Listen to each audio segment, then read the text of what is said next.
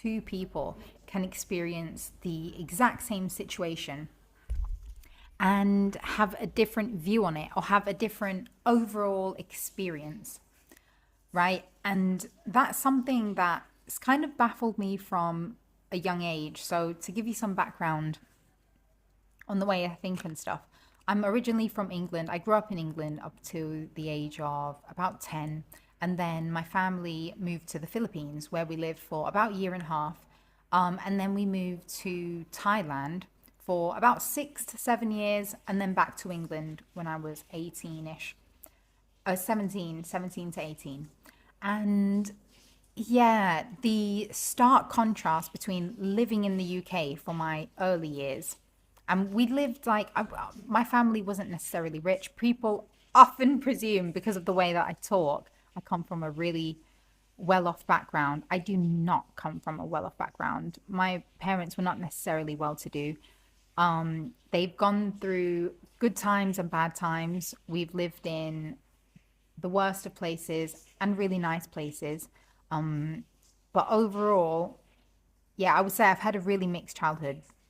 You know, there's been good times and bad times. When we moved to the Philippines, it was a completely different world. Like we lived in this place called Chingford before the Philippines, and my parents only came across this place because the previous owners were bankrupt. So the place was really, really cheap. But to everyone else, the area Chingford was apparently quite well to do. But that didn't feel like anything to me. I didn't know that as a kid. So going from that kind of living, you know, the kind of nicer streets in England. Bear in mind, prior to that, we lived in Barking, right? So a really big contrast. You can Google those places right now if you like, if you're not familiar with England. But previously, we lived in Barking. Right now, I think it's developing more. But back then, okay, when I was a kid, it was not a place to be. So a really mixed childhood. And going from Chingford to Philippines, not a city in the Philippines, but a really rural place, a mountain in the middle of Mindanao, and where people had to collect water. Okay, so people had to go down a hill. Well, that's because most of the village lived up the hill, which is interesting. It's like it kept things fair for everybody, unless people lived nearby, near to the water thing. But yeah, people had to collect water, like literally in like bottles. Like I want to get up and show you, but just like really big bottles. Go and collect war. And it was such a stark difference to me. Like my parents were so crazy for even thinking of doing that, but I'm really glad it happened. And anyway, so just imagine that stark difference going from Chingford, really big house. I think it had 18 rooms in it, 12 bedrooms. It was insanity. And we ended up living on the top floor anyway with all the smallest rooms because it was the coziest. And the cheapest to run for the bloody heating because it was quite an old house. But yeah, so going from that to the Philippines, where my parents built a bamboo house, like literally made of just wood, bamboo and some other kinds of wood for the flooring and stuff, like plank kind of wood. And it was just a really big change going to collect water. And at that time, you know, I had no idea about life. I was 10 years old. And I remember feeling kind of quite isolated and missing life in England.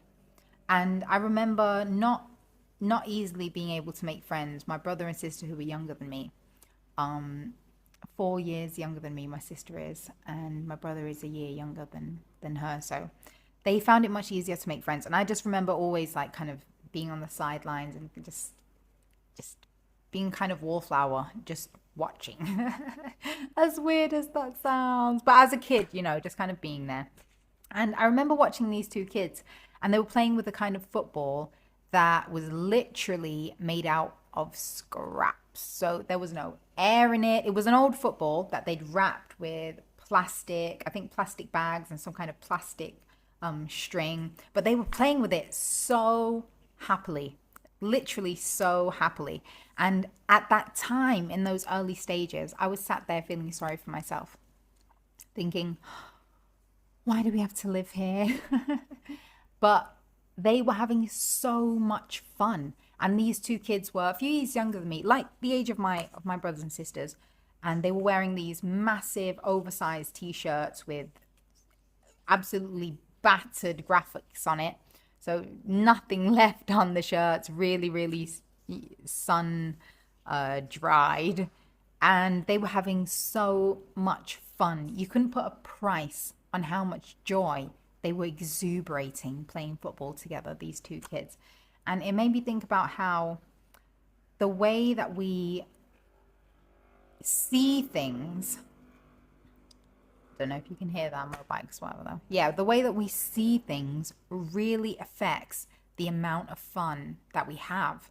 Because I remember sitting there and looking at them thinking, wow, they are having so much fun. They are on top of the world. They are just full of life and just feeling the best things in life right now. And I'm sat here as a more privileged person, really, and I'm upset. What the fuck am I upset about? What do I have to be upset about? I have clothes that fit me. I have parents that, if I wanted a football, I could ask them and they would go and buy me or my siblings a new football. And it really put things into perspective for me. I felt so disgustingly spoiled, even though we weren't spoiled. Okay, we weren't showered with toys and lavish things and stuff like that. But compared to these two kids, I felt spoiled, you know. And I thought about like how, wow, they don't even feel bad, but they don't think about feeling bad, which is why they can experience that level of happiness.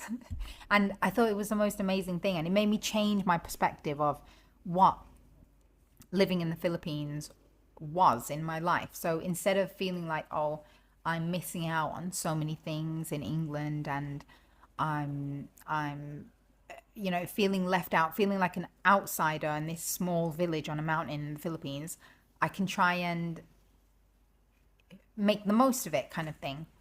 And it made life easier after that, just observing those two kids and thinking about how they don't know how kids their same age in England are worried about what they're wearing or what shoes they're wearing. And that directly impacts the kids' happiness in England. Exactly the same age, okay, exactly the same kinds of thoughts. You know, they just want to have fun. They want to play with their friends. They want to experience joy and happiness and just be with their friends.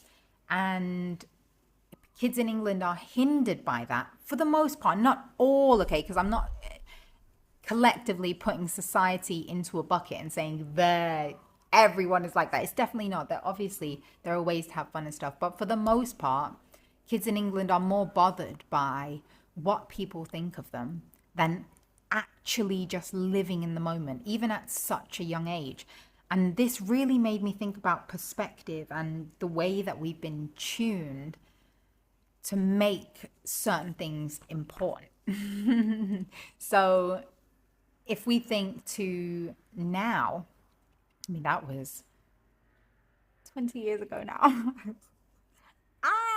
But I mean, the memory stays vivid with me because it changed my life. Genuinely, it changed. But those two kids, they don't know it, but they changed my life the way that they just found so much joy and happiness, and they made me feel like I need to appreciate the things I have a lot more.